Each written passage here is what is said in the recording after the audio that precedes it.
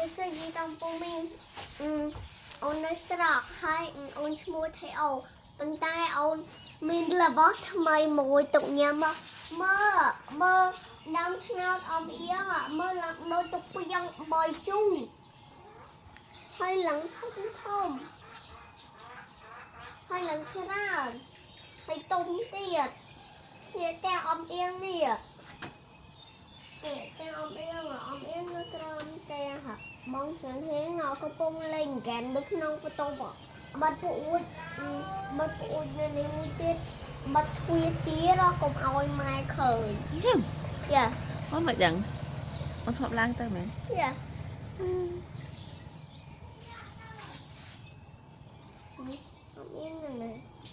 អមអៀង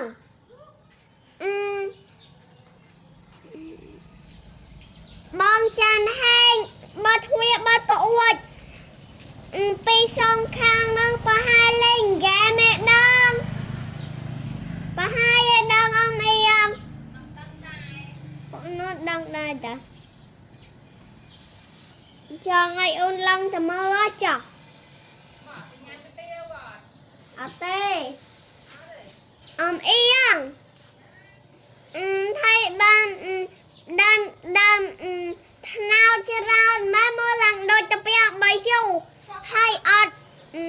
កាប់ហូបឯវ៉ាវមួយទៀតឡើងច្រើនដែរក្រោយនោះយកបងចិនហេងយ៉ាងអូនបេះញ៉ាំបានអត់យ៉ាងនោះបងចិនហេងនោះពេលអង្គពណ៌សនេះអមអៀងប្រហែលលើសលេងអូនយ៉ាងឈប់លេងហ្គេមហើយ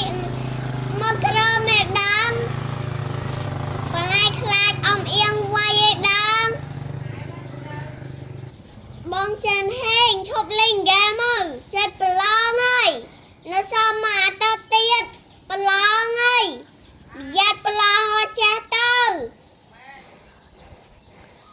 ហើយ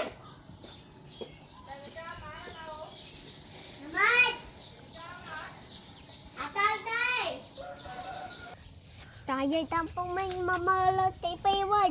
ណែមើលសបុកចាំច្រើនណាស់ណាហើយពេលតាំងពីព្រលឹមវាធ្វើសបុកហើយស្អែកឡើងវាស្រែកហើយមើលដើមថ្នោតឡើងច្រើននៅក្រោយផ្ទះយាយដីនឹងហើយនេះមួយទៀតអូនសន្យាថាមើលកន្លែងនេះមើលកណោនេះអូនសន្យាថានេះដាំថ្នោតច្រើនណាស់តែអមអៀងក៏ច្រើនដែរមើលដាំថ្នោតនេះឡើងដូចតាពាំងបាយជូរ